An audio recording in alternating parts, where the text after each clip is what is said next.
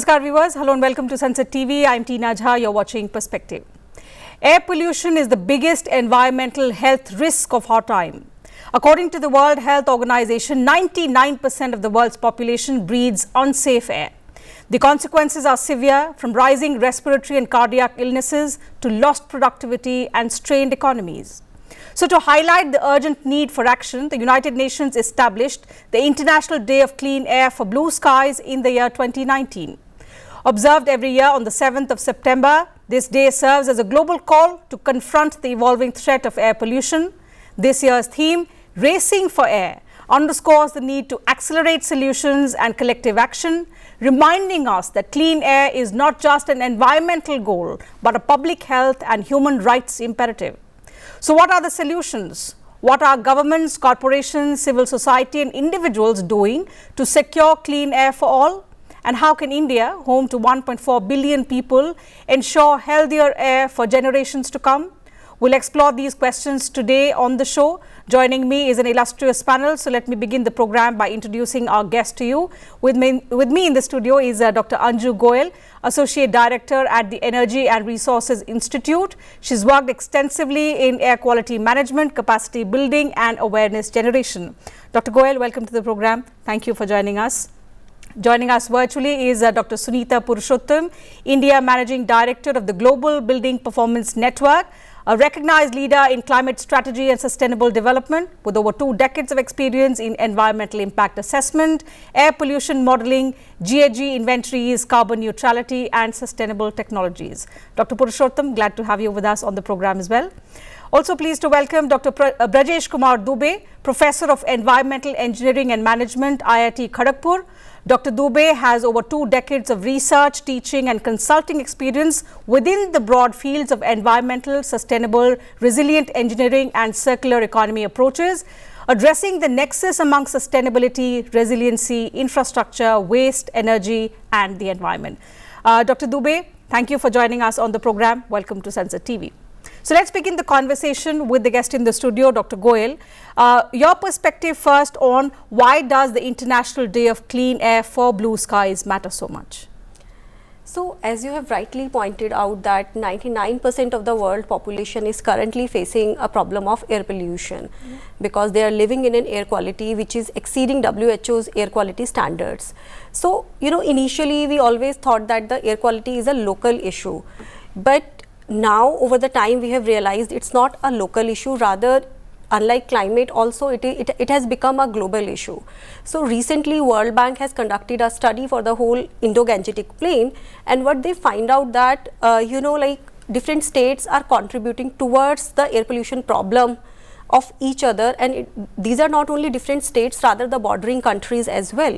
Recently I was looking at the air quality of Bhutan and I was shocked to see that 44% of the air pollution in Bhutan is being contributed because of the neighboring states of India. Right. So similarly, it's no more has become a global local issue, rather we need an international cooperation to tackle the problem of air pollution as well. And I think International Clean Air Day for Blue Skies plays an important role in having that increased international cooperation for this increasing threat towards humanity. I'm so glad you brought about that statistics, because just 3-4 days ago, Dr. Purushottam, I went through the newspapers which carried a story quoting the Air Quality Life Index 2025. It's an annual update which said, and it's shocking for all of us, that the whole of India breathes bad air. The entire population lives in an area where the annual average particulate pollution level, which is the PM 2.5, it exceeds the WHO annual average limit of 5 micrograms per cubic meter. So in that context, how critical is the observance of the International Day of Clean Air, because it highlights the seriousness of the problem, but at the same time it calls upon governments, calls upon all stakeholders about the urgency to find immediate solutions? Definitely, this theme is very relevant, and it is a problem because we are breathing it every second of our lives. And if you were to bring it at the level of where we live, work and play, especially our urban environment, the problem is how we are planning our cities and how we are doing all our work around our cities, apart from the other sources such as the industrial and the sources with agricultural burning and so on. And if we were to focus from the built environment perspective, where we live and work, one must understand that it is an integral part of how we are planning our urban development.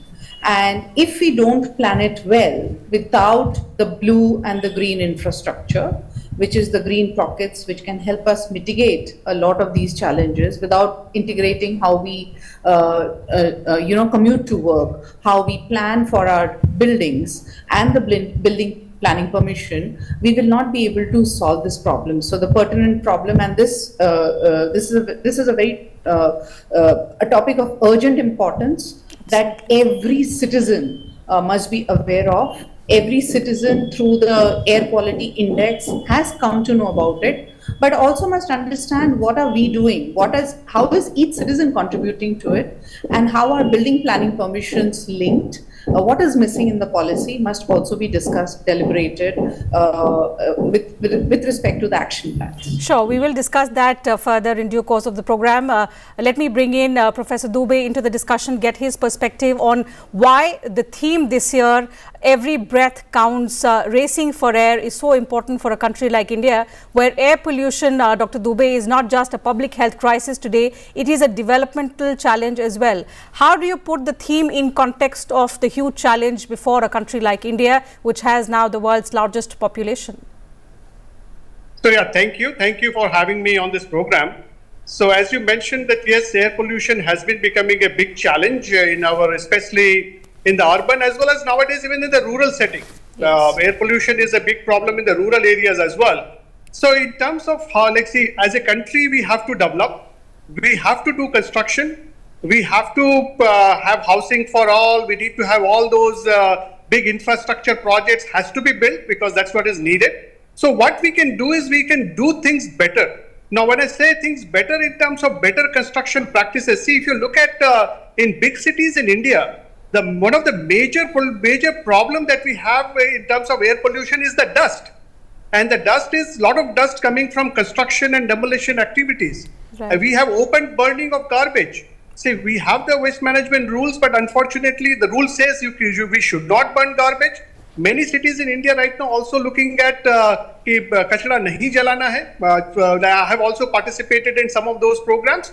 So, but unfortunately still today we are burning waste, which is leading to air pollution. We are having lots of dust. We are not controlling the construction practices well enough. So these are adding up. So we need to make progress on those sides. Like we need to make it better so that we can control these air pollution. See, and of course the part of industrial air pollution rules are there. Technologies are also there, right, which can be controlled. So it's not that it cannot be controlled, but some of these small sources, when they add up, they become quite big in terms of, since as you introduced myself as a waste management person, I see it that from the waste management activities, lot of the air pollution component is coming up, so as from the construction activities and daily street sweepings and those activities as well. So we need to do better in that aspect in our country. Let me take that question back to Dr. Purushottam. That's your expertise, Dr. Purushottam. So there are multiple factors. Urbanization, of course, we know it's happening at a very fast pace. There are several factors that are attributed to that rapid urbanization. Professor Dubey mentioned construction dust. There is vehicular emission as well. Industrial growth for a country which is also developing at such a rapid pace. But the problem will be there. What practical steps do you think are we undertaking or should we undertake immediately on a priority basis to make urbanization healthier so that it does not affect at least the air that we are breathing in? I have very pointed answers towards that. Immediately, with immediate action, we must look at promoting healthy buildings, and promoting healthy buildings means establishing indoor air quality standards. Currently, there is no air quality enforceable standard which is integrated into the National Building Code. Phasing out or banning household pollutants must be there. Promoting healthy building materials. retrofit and housing schemes which provide for low-cost ventilation, especially for the poor. The other point is around ambient air quality, which is around the construction dust. So enforcing the construction and demolition waste rules mandatorily, not bypassing it. Pollution scorecards and compliance permits by local bodies. It has to be linked with all the construction companies. Energy efficient buildings is a must, because if you are not building energy efficient, there will be a need for more coal-based energy going into these buildings. Integrating air quality into urban planning is important, and it has to be at the airshed level, like earlier ma'am said, because pollutants travel short as well as medium as well as large distances. So airshed based planning, and it should be integrated into urban planning. Where should be the green pockets? What should be the blue-green infrastructure within the city? Currently, we are missing out all of that, because most of the construction is happening where a lot of concretization and removal of heritage trees are happening as redevelopment is going on. We must strengthen compliance and accountability. So there are a lot of governance related fix, both with carrots and stick, and establishing air quality action plan, linking it with climate action plan, heat action plan is also very important. Since you spoke about these national plans, I'll take that to Dr. Goyal. I was reading about the National Clean Air Program, which aims to cut particulate matter by 40%. What kind of progress have we made? Are we on track, or what more needs to be done? How do we need to accelerate action, which is the need of the hour, to meet that goal? So, first of all, in the National Clean Air Program, the metrics that we are using is the change in the PM10 concentrations with respect to the year 2017. So, when we talk about PM10 always focus on the dust-based sources, and specifically in India, when we talk about, we need to understand that a lot of dust pollution comes from the neighboring countries. Right. So, even if you look at the background levels, our background levels are much higher as compared to the 5 microgram per meter cube. Even if we shut down all the sources in the country, we are not going to we will never ever be able to achieve the WHO guideline of 5 microgram per meter cube. So, that is why India has its own national ambient air quality standards, which are as per the Indian conditions. For PM 2.5, we have an annual standard of a 40 microgram per meter cube, while for PM10, we have 60 microgram per meter cube. So, in order to bring in improvements in NCAP, first of all, we need to change the measurement metrics from PM10 to PM 2.5. The moment we will change the metrics from PM10 to PM 2.5, we will start focusing more on the combustion based sources, not on the dust based sources. No doubt, there is a need to limit dust based sources, but there are limitations and the challenges associated with it. And if you look at the toxicity, so the toxicity of a combustion based particulate matter is much higher as compared to the dust based particulate matter.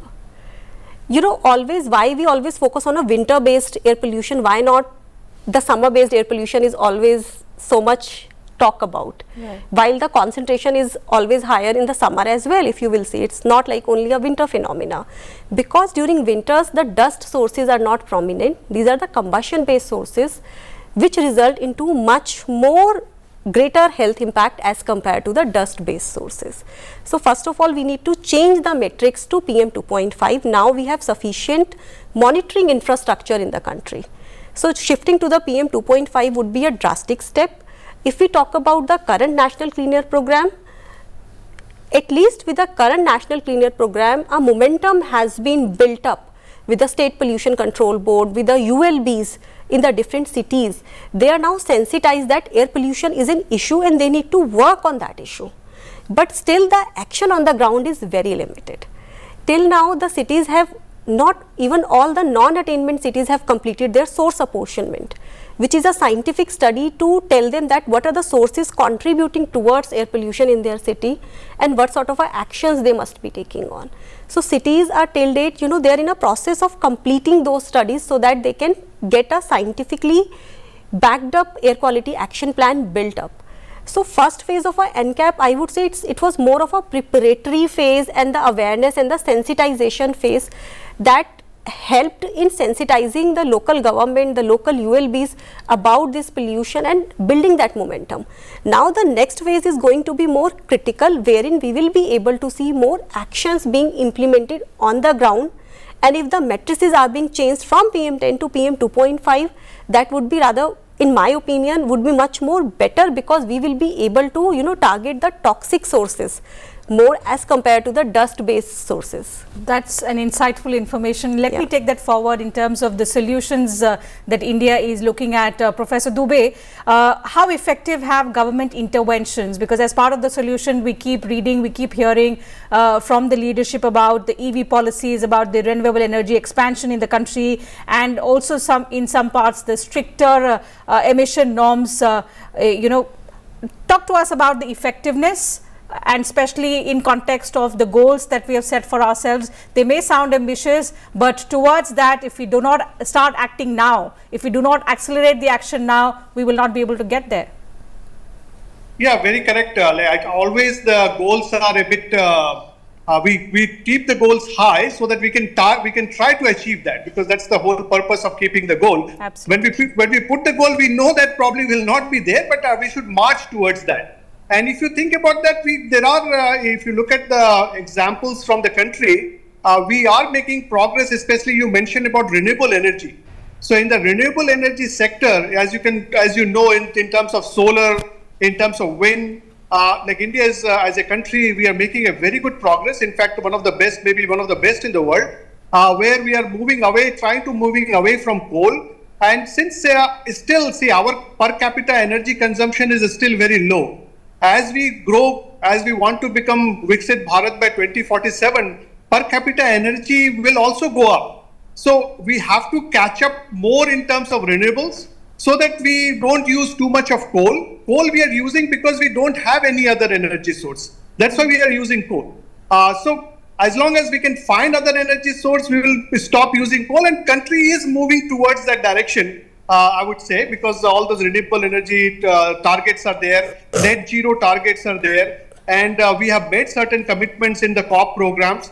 We are trying to achieve those targets as well. So for me, the glass is always like a half full. So we have made quite a good amount of progress, but we always try to look at doing things a bit faster, doing things more.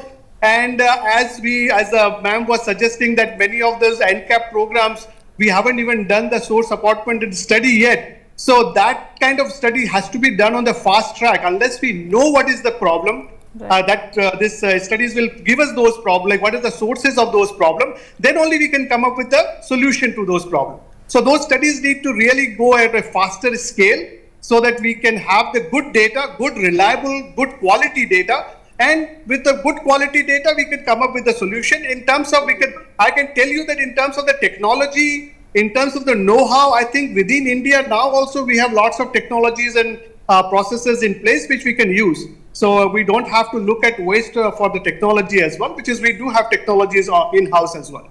So that will be my take on that. So in terms of technological solutions, perhaps there are efforts being made to address that at a localized level, and in keeping in mind the India context. But Dr. Purushottam, what innovative solutions can you think of at the financing level, at the citizen participation level? Because it's not a problem that we can leave it for the government to address. It's for every stakeholder to do their bit, which includes the corporations, the civil society, the individuals. So at an individual level, what is it that we need to change? What is it that we need to adapt in our lives to perhaps contribute in finding a meaningful solution to this huge challenge?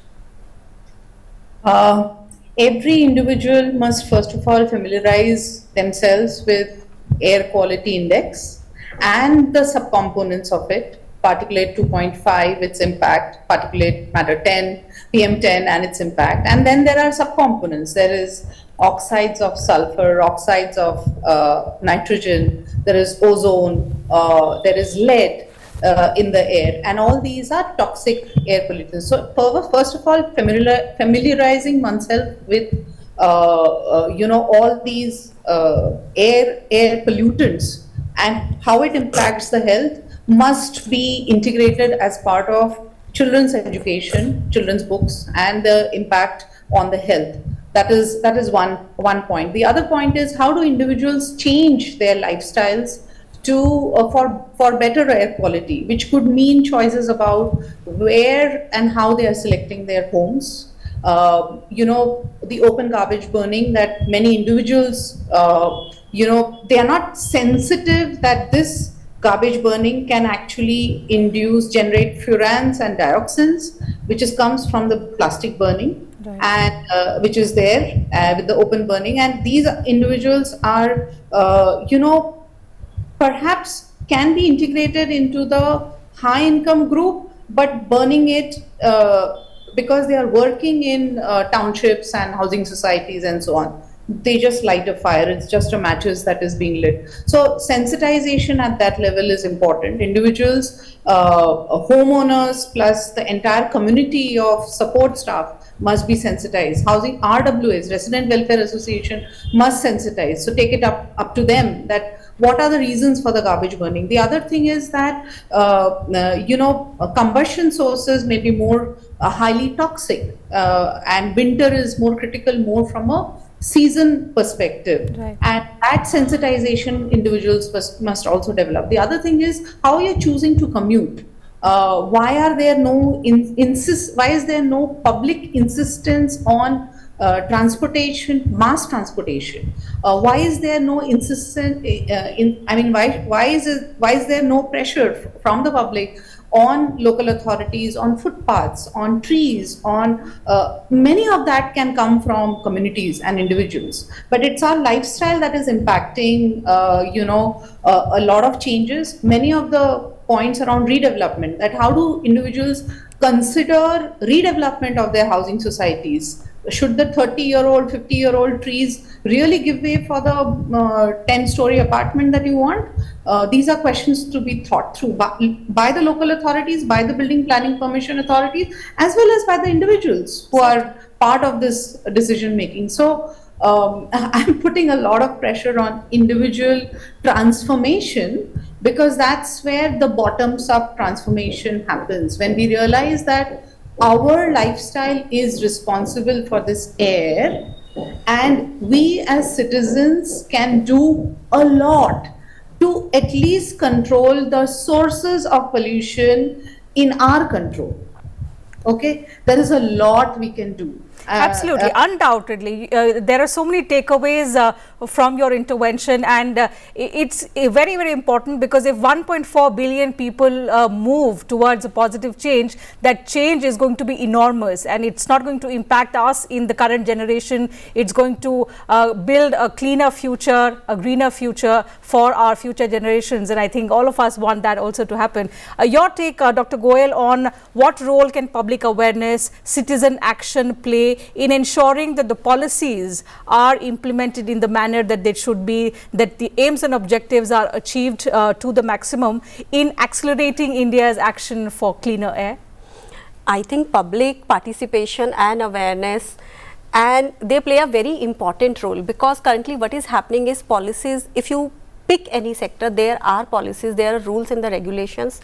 What is lacking is the implementation, and most of these sources are located in the surrounding, in the neighborhood, in our neighborhood, right? So we are seeing every day that most of these regulations are being violated. For example, one simple example is the ban on the cracker burning during Diwali.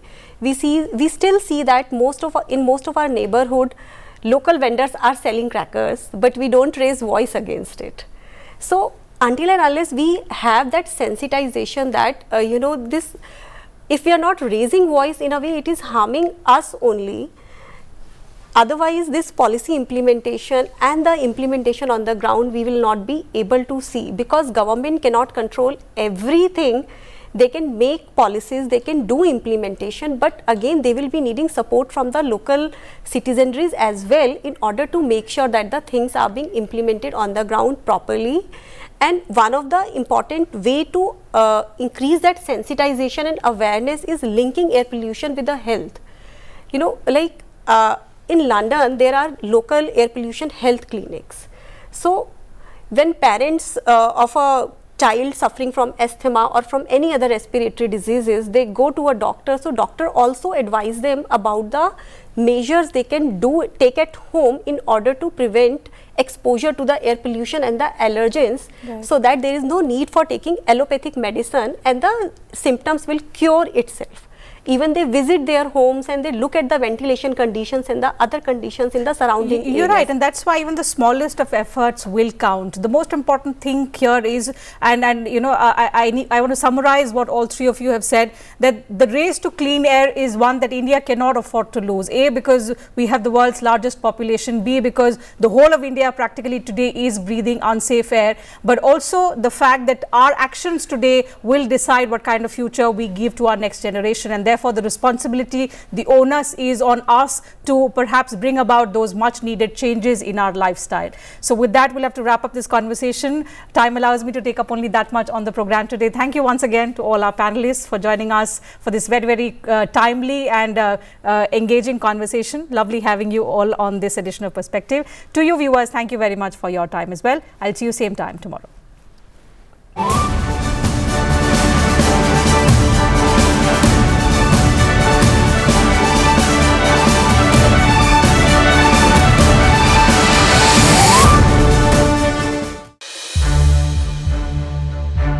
To watch more programs of Sansad TV, subscribe to our YouTube channel and don't forget to like and share them.